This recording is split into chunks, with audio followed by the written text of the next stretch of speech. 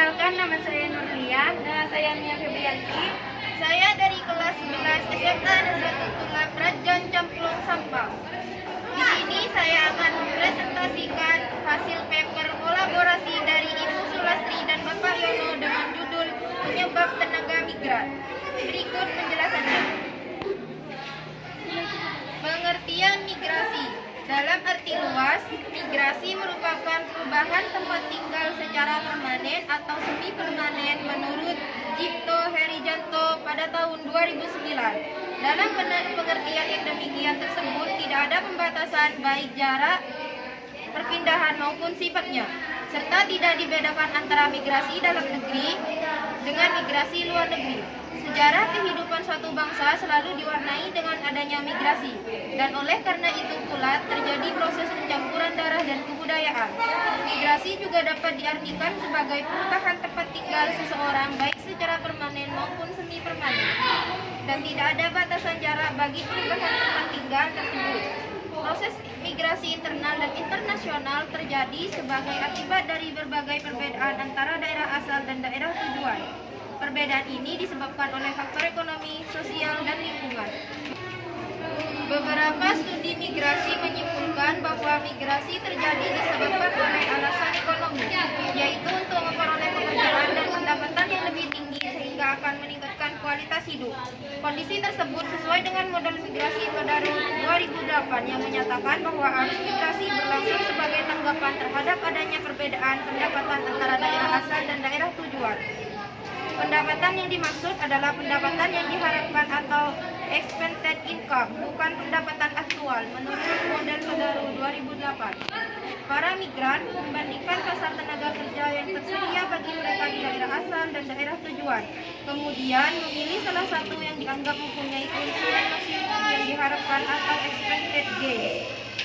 Menurut mantra 2012, migrasi adalah gerak penduduk yang melintas batas wilayah asal menuju ke wilayah tujuan dengan niatan menetap.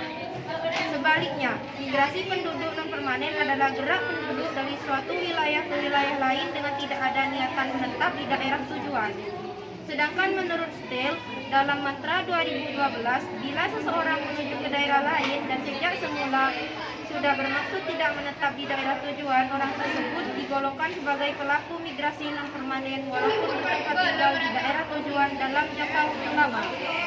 Lebih lanjut, menurut mantra 2012, gerak penduduk yang non-permanen atau sirkulasi ini juga dibagi menjadi dua, yaitu ulang alik atau Jawanya melaju, Inggris community, dan menginap atau mondok di daerah tujuan.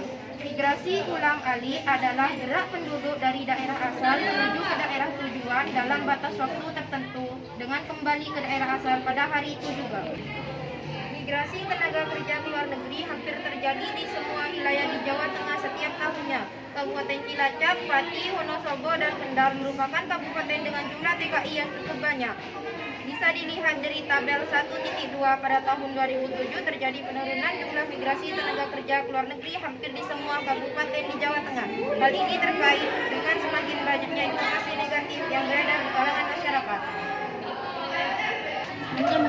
Trisna 2008, Kabupaten Pati merupakan kabupaten dengan jumlah TKI yang paling banyak pada tahun 2007, yaitu sebesar 2.748 jiwa. Yaitu dengan bisa dilihat tabelnya seperti ini. Adapun faktor-faktor yang mempengaruhi keputusan bermigrasi. Menurut List 1987, ada 4 faktor yang menyebabkan orang melakukan migrasi, yaitu faktor daerah asal, faktor-faktor yang terdapat pada daerah tujuan, rintangan antara, dan faktor-faktor individual. Setiap daerah mempunyai faktor-faktor yang menahan seseorang untuk tidak meninggalkan daerahnya atau menarik orang lain untuk pindah ke daerah tersebut. Dan ada pula faktor-faktor yang mendorong mereka untuk meninggalkan daerah tersebut. Selain itu, ada pula faktor-faktor netral yang tidak mempengaruhi penduduk untuk melakukan migrasi. Terdapat sejumlah faktor rintangan, salah satunya adalah mengenai jarak. Walaupun rintangan, jarak selalu ada namun tidak selalu menjadi faktor penghalang. Faktor rintangan mempunyai pengaruh yang berbeda-beda pada orang-orang yang akan pindah. Faktor individu merupakan faktor yang sangat menentukan dalam pengambilan keputusan untuk migrasi. Semakin maju kondisi sosial ekonomi, suatu daerah akan menciptakan faktor-faktor pengaruh seperti perkembangan industri, perdagangan, pendidikan, dan perumahan, dan juga transportasi. Di sisi lain, daerah mempunyai faktor pendorong atau push factor yang menyebabkan sejumlah penduduk migrasi keluar daerah, antara lain kesempatan kerja yang terbatas sejumlah dan sejenisnya. Saran dan prasaran pendidikan yang kurang memadai, fasilitas perumahan dan faktor lingkungan yang kurang baik. Ada faktor-faktor sebagai penarik atau pendorong di atas merupakan perkembangan dari teori migrasi atau the law of migration yang dikembangkan oleh E.G. Ravenstein pada tahun 1885, sementara 2000. Yang pertama, para migran cenderung memilih tempat terdekat sebagai daerah tujuan. Yang kedua, faktor paling dominan yang mempengaruhi seseorang untuk bermigrasi adalah sulitnya memperoleh pekerjaan di daerah asal dan kemungkinan memperoleh pekerjaan dan pendapatan yang lebih baik di daerah tujuan. Yang ketiga, berita dari orang yang telah berpindah ke daerah lain merupakan informasi yang sangat penting bagi orang-orang yang ingin bermigrasi. Yang keempat, informasi negatif dari daerah tujuan mengurangi niat penduduk migran potensial untuk bermigrasi. Yang kelima, semakin tinggi pengaruh perkotaan, semakin besar tingkat mobilitasnya. Yang keenam, semakin tinggi pendapatan seseorang, semakin tinggi frekuensi mobilitasnya. Yang ketujuh, para migran cenderung memilih daerah tempat teman atau sanak saudara bertempat tinggal di daerah tujuan.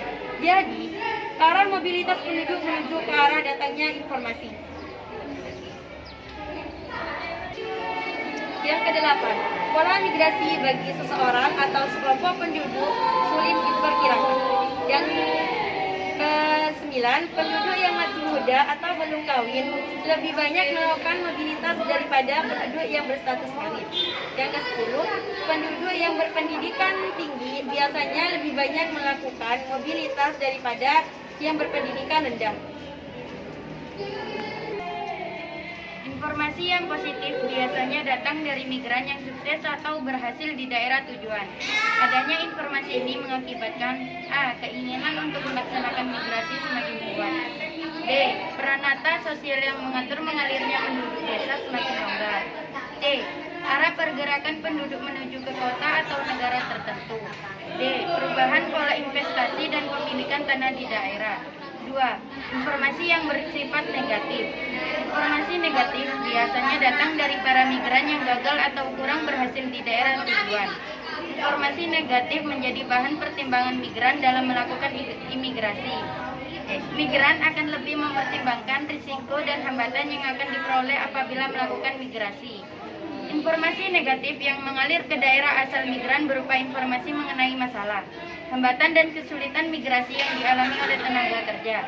Masalah yang dialami oleh migran terjadi sejak pemberangkatan, perekrutan sampai pemulangan. 1. Perekrutan. A. Informasi yang tidak benar mengenai pekerjaan. B. Pemalsuan dokumen, KTP, paspor, izin keluarga. C. Penjeratan utang atau dikenakan pungutan liar. 2. Prakeberangkatan. A. Pembatasan kebebasan bergerak. B. Pelecehan dan kekerasan seksual. C. Penjeratan utang. D. Penganiayaan atau kekerasan fisik. Kesimpulan dari penyebab tenaga migran. 1. Adanya kendala-kendala yang menyebabkan terjadinya penyalahgunaan izin tinggal kunjungan diantaranya letak lokasi negara Malaysia yang sangat strategis karena langsung bertetangga dengan negara lain. Lebihnya, jumlah personil pihak imigrasi sehingga kemampuan untuk mencegah dalam hal ini jadi terlampau. Kurangnya koordinasi antar instansi dan kurangnya peran serta masyarakat dalam membantu pihak imigrasi untuk mencegah penyalahgunaan izin tinggal kunjungan warga negara Indonesia di Malaysia. Saran dari tenaga migran ialah berdasarkan hasil kesimpulan, maka saran yang dapat dilakukan sebagai berikut. Yang pertama, perlu adanya sosialisasi terkait peningkatan peran masyarakat, sehingga masyarakat mempunyai kesadaran untuk membantu pihak migrasi dalam mencegah penyalahgunaan izin tinggal kunjungan. Yang kedua, pengurangan jumlah personil imigrasi agar kemampuan imigrasi dalam hal ini akan berkurang. Yang ketiga, setiap instansi yang berhubungan dalam hal warga negara Indonesia harus saling mengkoordinasi untuk mengurangi warga negara Indonesia yang melakukan imigrasi izin tinggal kunjungan. Cukup sekian presentasi dari kami. Kurang lebihnya kami mohon maaf. Assalamualaikum warahmatullahi wabarakatuh. Dadah.